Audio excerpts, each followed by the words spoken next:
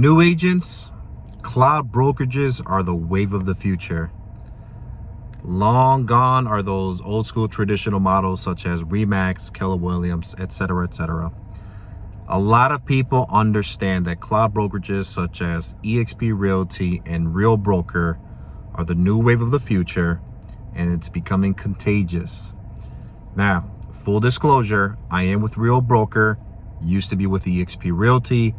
I've had the experiences of both, and I want to talk to you guys today about some of the frustrations that a lot of new agents are having. And it's not just with cloud brokerages, it's everywhere.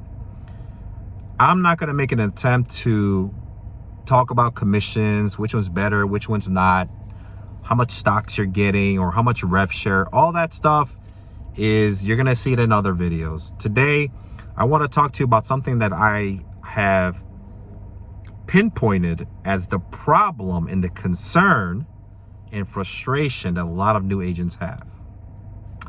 But before I go on any further, again, full disclosure, I work with Real Broker. I'm Jose Mejia, real estate agent. I've been an agent for quite a while now, since 2011, with a background in mortgages. I do a lot of coaching. I teach a lot of agents. I got a couple agents on my team that have been just really tearing it up and developing the proper skills and principles and mentality to pretty much weather any market. So let me talk to you guys. I have a heart for new agents, and I'm hoping that you guys take some of this information by the end of this video, and I hope that it helps you guys out in choosing not just so much the right company, but the right person and the right team to align yourselves up with. Okay, so here we go.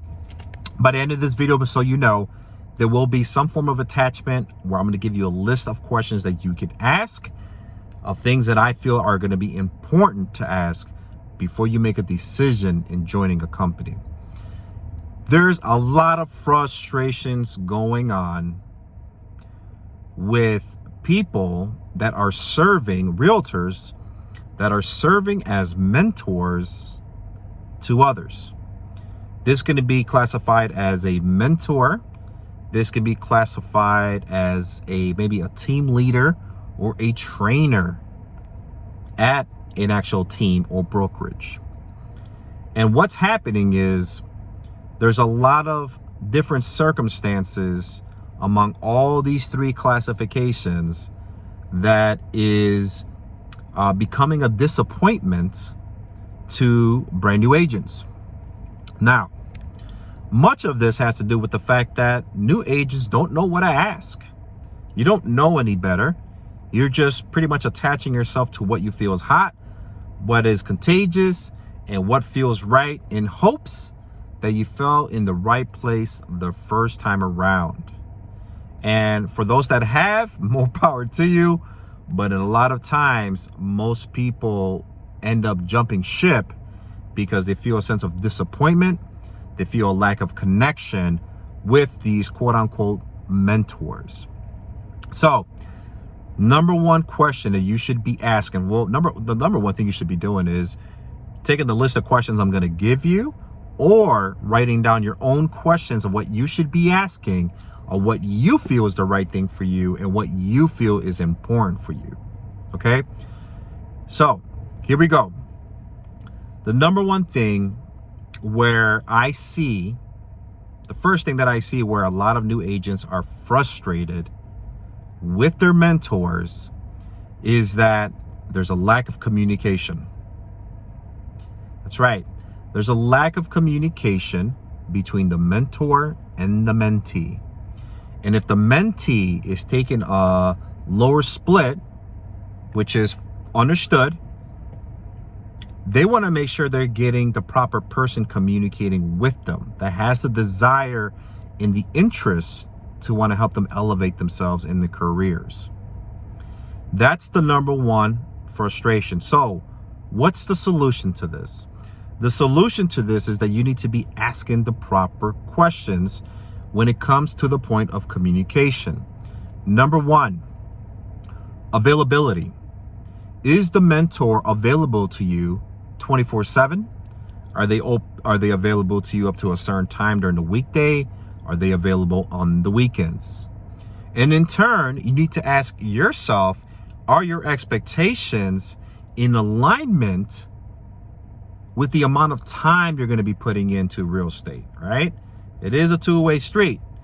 But to be fair, these are the questions you need to be asking. This is one of the questions. The second thing you need to ask when it comes to communication is the method of communication that you expect from your mentor. Some people like to pick up the phone. Some people just like to text message, right? For whatever reason, it could be that the mentor is really busy and they just prefer to text. And maybe you want the phone call or vice versa, right? Very important, because if you're going to have effective communication, you need to be on the same page on how that's going to come about. Number 2, big with cloud brokerages, that there's not a physical office for new agents so that they can feel that they have some form of relationship with the mentor, that this person is accessible, not just by Zoom or Google Meet, but accessible to take a drive to them so they can sit down with them and be educated. Okay? Now, one of the questions you should be asking yourself is it important for me to learn in person or online? Am I okay learning online 90% of the time? Or do I need a 50-50 type of training, some online and some in person? Number 2, if having someone in person is important to you, then you're going to have to ask yourself, how important is the accountability that they're going to give me so that I can learn and then elevate myself in my career? Big frustration, guys, with a lot of people who tend to choose their quote-unquote sponsors or their mentors, and they don't feel the same love of the mentor because there's a disconnect of not being able to see that person. And again, this goes back to the expectations of how important that was to you, and did you ask, right? Did you ask if this person was going to be available to you because that was your preferred method? Last but not least, guys, I'm going to give you the last one. It is super important to be mentored by someone that just does a lot of high volume. First of all, you want to make sure they do some form of volume, right? Because that's really has to do a lot with their experience.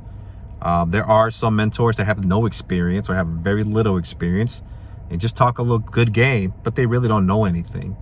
You want to make sure their culture, their personalities align with yours, because you're going to have a better experience. So I hope this video helped you guys out. Be on the lookout for the questions. If you have anything you need from me, drop me a note.